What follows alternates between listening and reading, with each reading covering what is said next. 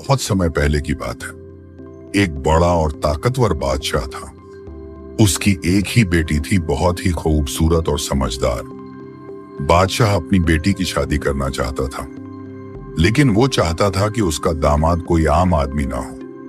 वो चाहता था कि जो भी उसकी बेटी से निकाह करे वो बहादुर, समझदार और सच्चा इंसान हो। एक दिन उसने पूरे शहर में ऐलान करवा दिया। ढोल नगाड़े बजने लगे। ऐलान सब जगह सुनाया गया। उसने कहा, जो मेरी बेटी से शादी करना चाहता है उसे 2 कठिन इम्तिहानों से होकर गुजरना होगा। लोग चौंक गए, सोच में पड़ गए, ऐसा कौन सा इम्तिहान? बादशाह ने कहा, पहला इम्तिहान यह होगा कि उसे एक शेर के बाड़े में जाना होगा। वो शेर भूखा है, बहुत ही खतरनाक है, और उस शेर की आंखें निकाल कर लानी होंगी। लोगों की रूह कांप गई यह सुनकर। फिर बादशाह ने दूसरा इम्तिहान बताया। शहर की सबसे बड़ी तवायफ, जो कि अपनी खूबसूरती और अदाओं के लिए मशहूर है, उसे कोई भी मर्द देखकर अपना आपा खो बैठता है। उसी तवायफ के पास जाकर उसे पूरी तरह से नजरअंदाज करना होगा। उसे शरीफी और सच्चाई का सबूत देना होगा। बादशाह ने ऐलान किया, जो इन दोनों इम्तिहानों में कामयाब हो जाएगा वो मेरी बेटी से शादी कर सकता है। पूरा शहर यह खबर सुनकर हक्का बक्का रह गया। कुछ लोग हंसे, कुछ डरे, कुछ ने इसे पागलपन कहा, पर कुछ ऐसे भी थे जिनके दिलों में उम्मीद जागी। बादशाह ने पहले इम्तिहान के लिए एक गुफा तैयार करवाई। उसके अंदर बहुत बड़ा पिंजरा था जिसमें भूखा शेर रखा गया था। बादशाह ने सबको चैलेंज दिया, अगर कोई है मर्दों में मर्द तो आकर दिखाए। पूरा शहर उस दिन के इंतजार में था जहां कोई साहसी आगे बढ़े और इस चमत्कार को कर दिखाए। बादशाह के ऐलान को कुछ ही दिन बीते थे। पूरा शहर इस चर्चा में डूबा था कि कौन आगे बढ़ेगा, किसके अंदर इतना साहस है कि वो शेर की आंखें निकाल सके और फिर उस बड़ी तवायफ के सामने अपनी नजरें झुका सके। हर रोज लोग मैदान में जमा होते, मगर कोई आगे नहीं आता। कभी कोई बहाना करता, मेरे पैर में दर्द है, तो कोई कहता, मुझे तो बस देखने आया हूं। एक दिन दूर के इलाके से एक गरीब खान नाम का नौजवान आया। उसके कपड़े साधारण थे, चप्पल घिसी हुई थी, मगर आंखों में हिम्मत, सीने में आग और चाल में विश्वास था। वो सीधा बादशाह के महल पहुंचा, दस्तक दी और बोला, हुजूर, मैं तैयार हूं इम्तिहान के लिए। मुझे आपकी बेटी नहीं चाहिए, मुझे खुद को साबित करने का मौका चाहिए। बादशाह मुस्कुराया। उसने पहली बार देखा कि कोई बिना लालच के बात कर रहा है। दरबार में बैठे वजीर, मंत्री और सैनिक सब हैरान थे। बादशाह ने पूछा, क्या तुम जानते हो कि यह खेल नहीं, जान का खतरा है? खान ने जवाब दिया, जान तो एक दिन जानी ही है। अगर कुछ करके जाए तो कहानी बनती है, वरना जिंदगी भीड़ में गुम हो जाती है। लोगों ने हंसते हुए कहा, इस खान को देखो, खुद को क्या समझता है। कोई बोला, शेर के आगे ये टिकेगा नहीं।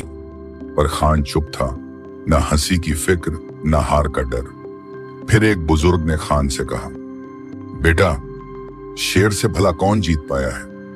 खान ने सिर झुकाकर जवाब दिया, बाबा, मैं शेर से नहीं, अपने डर से लड़ने आया हूं। बादशाह ने पहली परीक्षा की तैयारी शुरू करवा दी। शहर के लोग मैदान में जमा हो गए। सभी को बेसब्री थी इस मुकाबले को देखने की।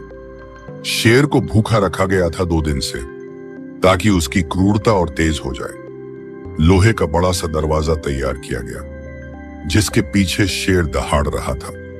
खान को तलवार, ढाल और लोहे का कवच देने की पेशकश की गई, मगर उसने मना कर दिया। बोला, अगर मैं हथियार लेकर जाऊं तो फिर मेरी नीयत पर शक होगा।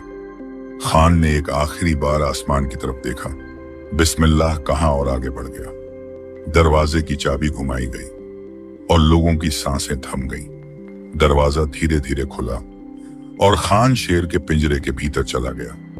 दरवाजा धीरे धीरे खुला। चारों तरफ सन्नाटा था। लोगों की धड़कनें तेज हो गई थीं। शेर अपने पिंजरे के कोने में बैठा था। उसकी आंखों में भूख और गुस्सा साफ दिख रहा था। जैसे ही दरवाजा खुला, उसने अपनी लाल आंखें घुमाई और खान को देखा। खान बिना किसी डर के आगे बढ़ा। उसके चेहरे पर ना कोई घबराहट थी, ना ही पसीने की एक बूंद। लोग चिल्ला उठे, वापस आ जाओ खान, ये तुम्हारा अंत है। मगर खान ने किसी की बात नहीं सुनी। वो धीरे धीरे आगे बढ़ा, हर कदम सोच समझ कर रख रहा था, जैसे जमीन भी उसके हौसले को नाप रही हो। शेर अब पूरी तरह खड़ा हो चुका था। उसके नाखून मिट्टी में गड़ गए। उसकी दहाड़ से हवा कांप उठी। खान ने आंखें झुका ली, पर उसके पैर वहीं जमे रहे। फिर उसने खुद से कहा, डर को जितना देखोगे वो उतना बड़ा लगेगा, इसीलिए नजरें नीची लेकिन दिल ऊंचा रखो। शेर ने झपट्टा मारा, मगर खान ने एक तरफ होकर खुद को बचा लिया। फिर वो एक कोने में जा खड़ा हुआ, जहां कुछ लकड़ियां और पत्थर पड़े थे। खान ने उनमें से एक लकड़ी उठाई और धीरे धीरे शेर के पास गया। उसने लकड़ी जमीन पर रगड़ी, थोड़ा सा आग पैदा करने की कोशिश की। शेर कुछ देर के लिए ठिठक गया।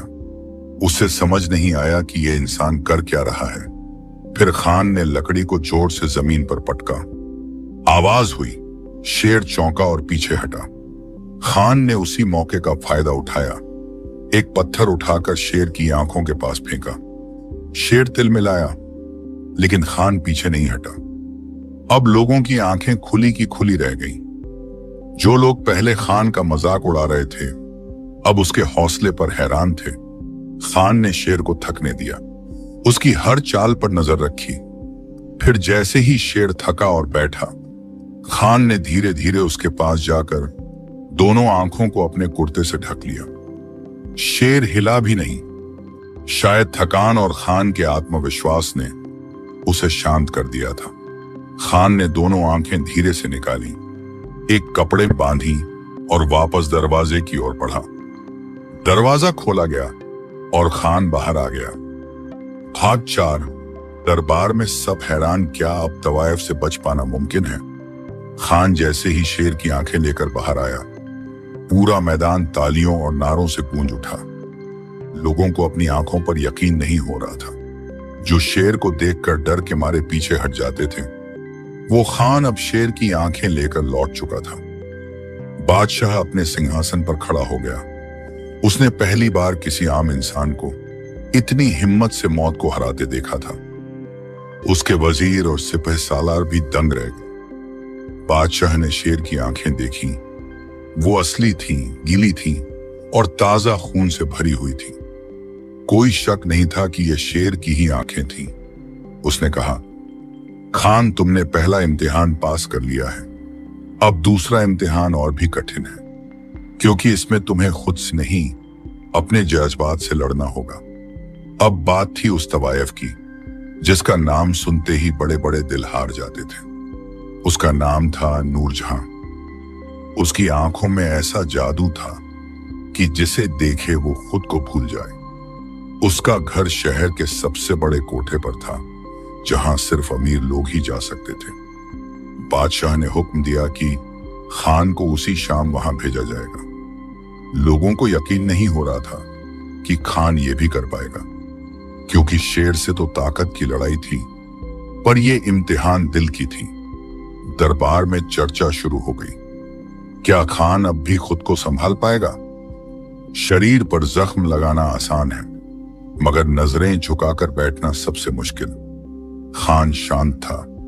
उसके चेहरे पर ना घमंड था, ना डर। उसने बस इतना कहा, जिसने शेर की आंखें निकाली, वो अपनी नजरें काबू में रखना भी जानता है। शाम होने लगी। बादशाह ने एक सवारी भेजी, जो खान को लेकर नूरजहां के कोठे की ओर चली। रास्ते में लोग जमा थे। कोई हाथ हिला रहा था, कोई सलाम कर रहा था, कोई आंखों में उम्मीद लिए उसे देख रहा था। जब खान वहां पहुंचा तो कोठे की सजावट देखकर उसकी आंखें चौंधियां गईं। हर तरफ रोशनी, इत्र की खुशबू, नाच गाने की गूंज। बाहर पहरेदारों ने उसे अंदर जाने दिया। अब खान सामने खड़ा था उस दरवाजे के, जहां से बहुत से लोग गलत रास्तों पर चले गए थे, मगर खान का इरादा साफ था। उसने अंदर कदम रखा और दरवाजा धीरे से बंद हो गया। दरवाजा बंद होते ही एक मीठी सी इत्र की खुशबू कमरे में फैल गई। कमरा बहुत खूबसूरत और रोशनी से भरा हुआ था। दीवारों पर कीमती पर्दे, फर्श पर मखमली गलीचे बिछे थे। मोमबत्तियों की लौ जैसे नाच रही थी और एक धीमी सी साज की धुन हवा में तैर रही थी। खान के कदम कुछ पल को थम से गए। उसने खुद को याद दिलाया, मैं यहां इम्तिहान देने आया हूं, बहकने नहीं।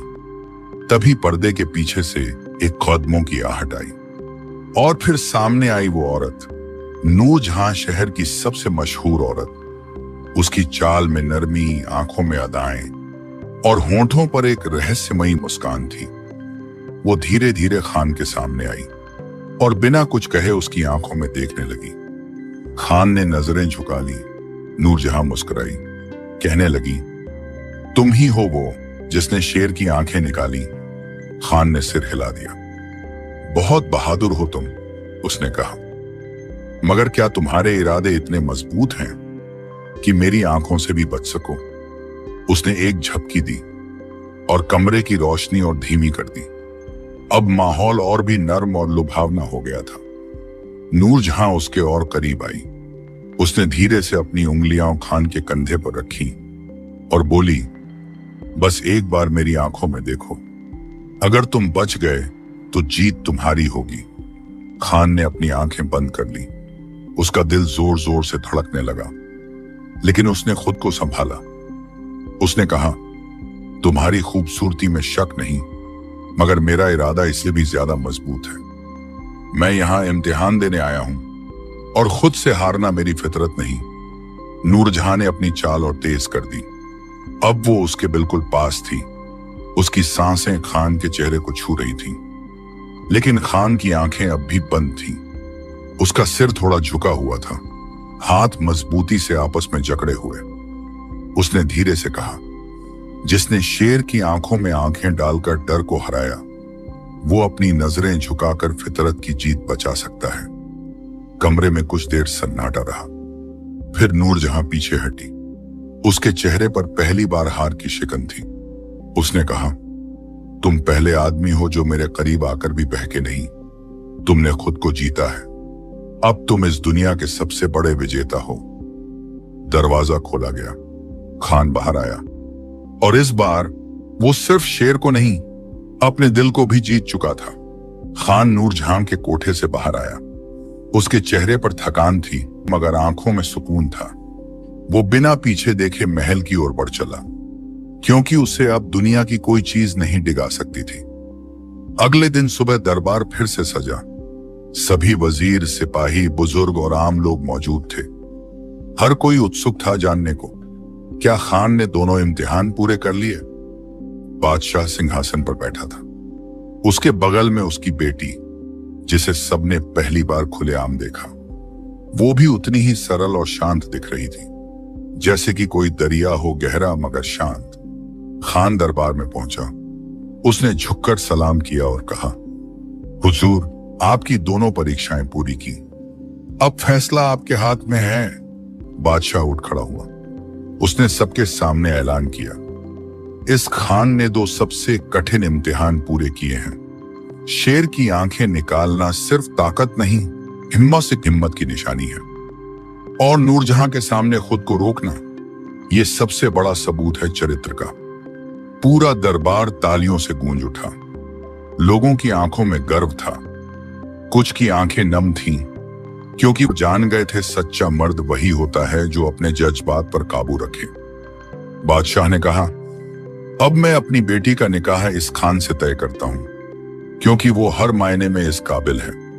खान कुछ देर चुप रहा, फिर उसने गर्दन उठाई और बोला, हुजूर, आपकी मेहरबानी, मगर मुझे आपकी बेटी से निकाह नहीं करना। सन्नाटा छा गया। पूरे दरबार में खुसर पुसर शुरू हो गई। बादशाह ने हैरानी से पूछा, तुमने दोनों इम्तिहान दिए, जान जोखिम में डाली, फिर अब निकाह से इनकार क्यों? खान ने नजरें नीची कर ली और कहा, मैंने ये इम्तिहान शादी के लिए नहीं, अपने अंदर के डर और लालच को हराने के लिए दिए थे। अगर मैंने अब निकाह किया तो लोग कहेंगे मैंने ये सब इनाम के लिए किया। बादशाह कुछ देर चुप रहा, फिर उसने जोर से ताली बजाई और कहा, तुम्हारा इनकार ही तुम्हें और ऊंचा बनाता है। तुम इस देश की सबसे कीमती मिसाल बन चुके हो।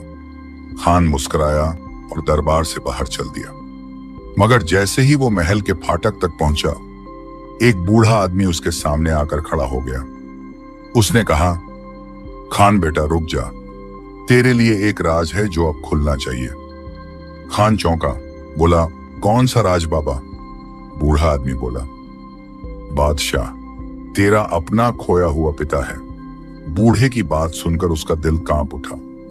उसने कांपती आवाज में पूछा, आप क्या कह रहे हैं बाबा? बादशाह मेरे पिता? ये कैसे हो सकता है?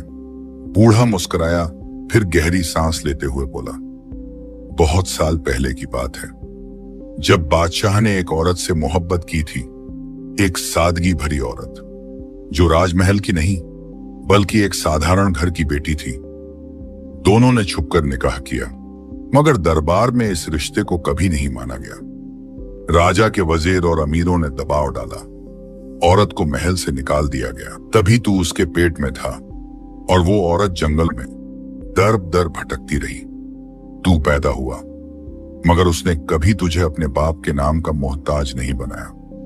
वो औरत तेरी मां थी और मैं उस औरत का पुराना नौकर। खान की आंखें भर आईं। तो मैं बादशाह का बेटा हूं और मुझे कभी बताया नहीं गया। बूढ़ा बोला, तेरी मां ने कभी तुझ पर बोझ नहीं डाला।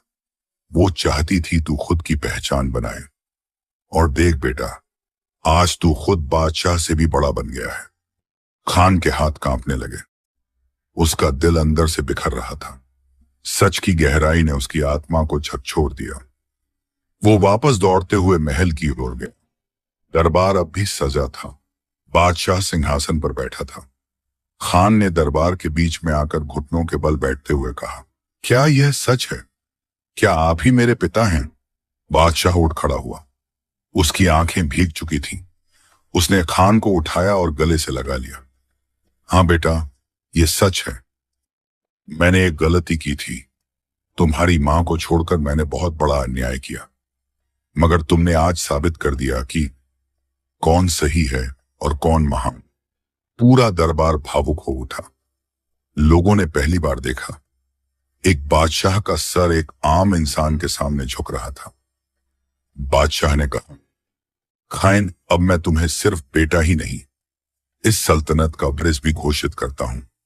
मगर खान ने सिर हिलाया और कहा, अब्बा हुजूर, मुझे आपकी मोहब्बत चाहिए, तख्त नहीं। मैंने जो कमाया है वो अपने दम पर कमाया है, और अगर आप मुझे इज्जत देना ही चाहते हैं तो मुझे बस इतना हक दें कि मैं लोगों की सेवा कर सकूं। बादशाह ने आंखें पोंछते हुए कहा, बेटा, तू सल्तनत से नहीं, लोगों के दिलों से हुकूमत करता है।